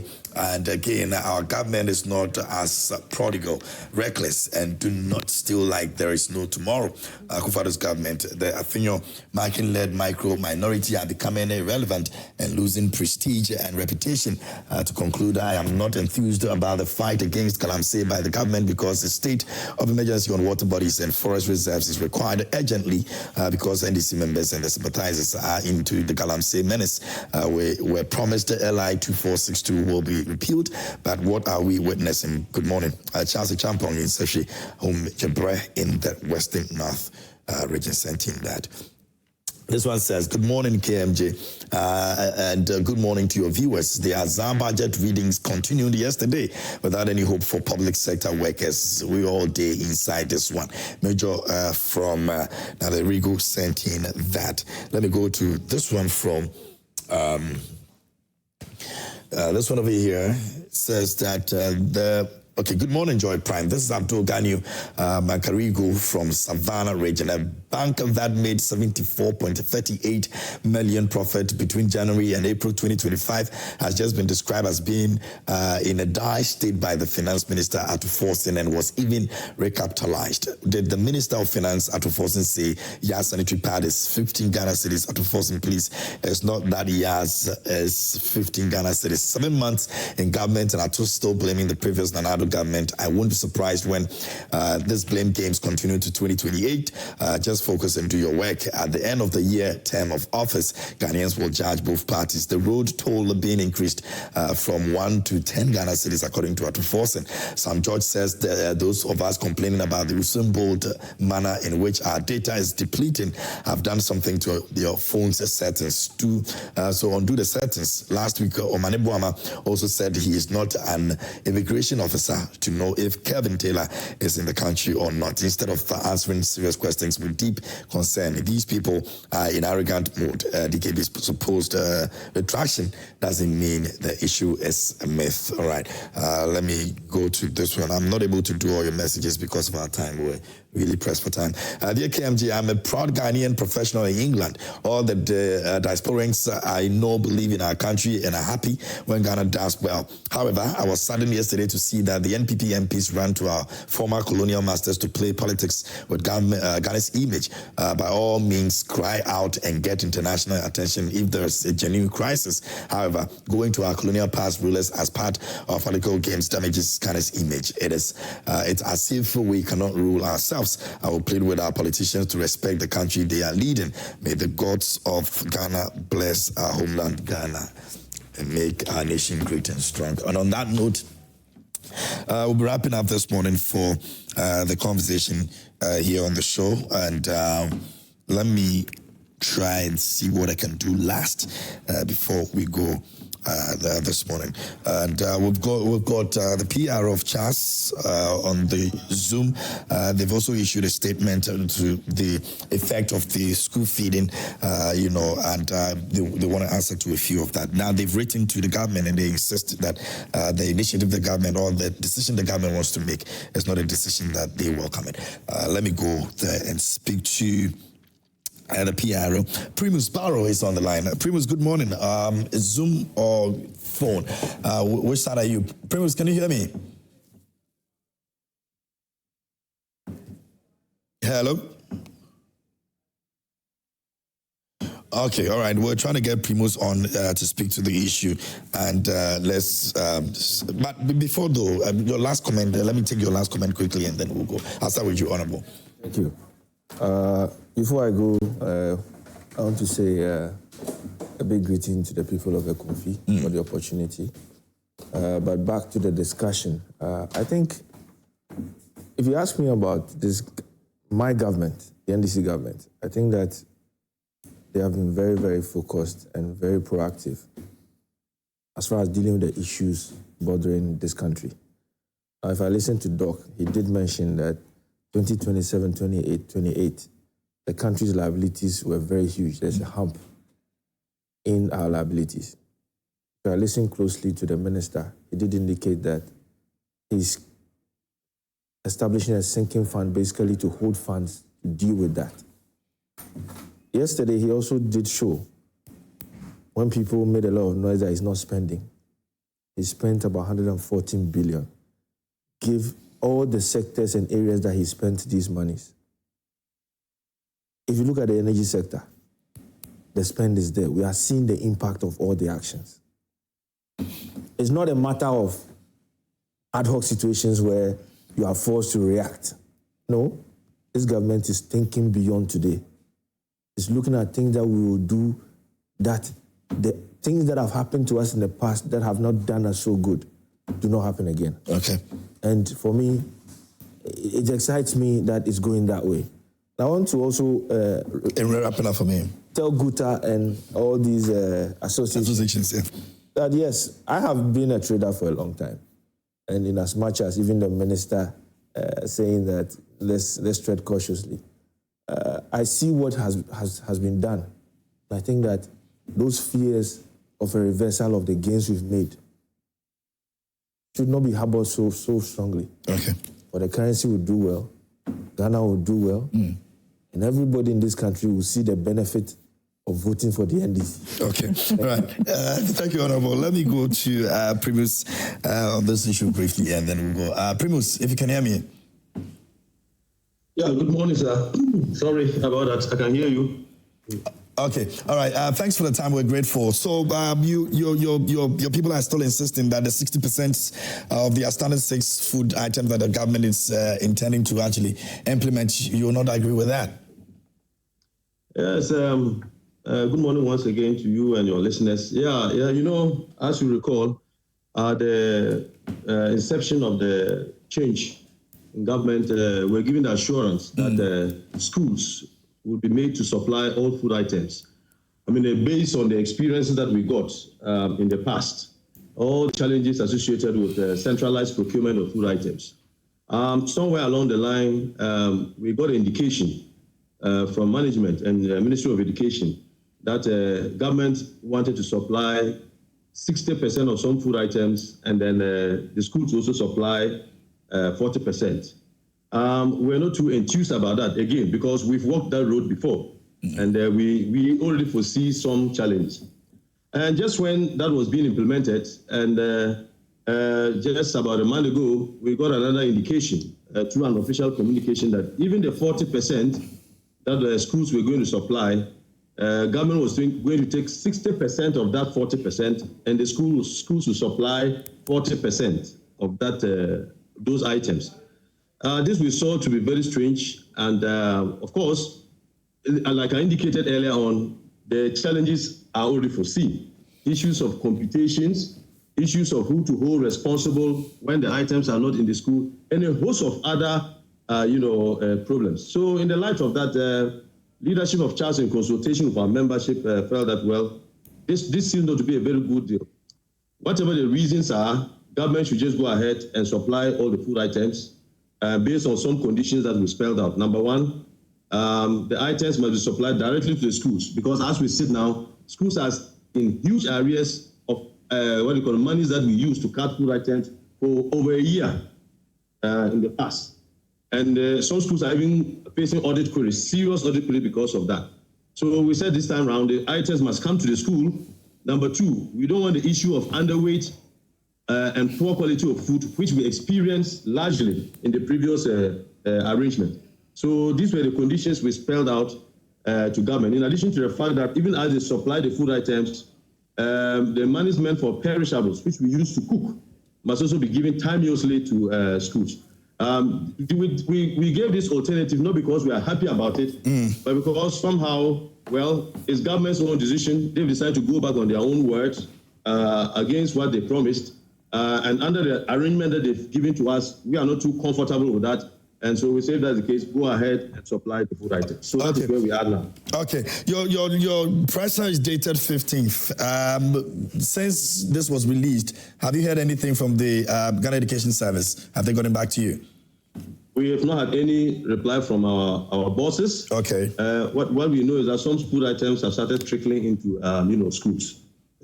Okay. All right, Primus, thank you so much. We'll be getting back to you again if we need any other clarification, but we're grateful for your time this morning. Very grateful for the time too, sir. Great. Primus Barrow is the PR for Charles. Charles is Conference of Heads of Assisted Secondary Schools, and they are venting on that issue of food supply. That'll be all time we'll spend this morning. Mary, quick one. You want to? So quick one, the VAT. Okay. So we are really hoping that October, as promised, we are going to see the bill. Okay. And as soon as this is implemented, I mean, we are expecting that we will see immediate relief on household, because prices of items are going to go down. And then for businesses as well, they're also going to experience some cost reduction, because the levies, as we know, was not deductible. So once the reform is completed, we expect that there will be a relief on both sides, so for both households and then businesses as well. So we are waiting patiently. No, actually, impatiently. We are impatiently waiting for it. Okay.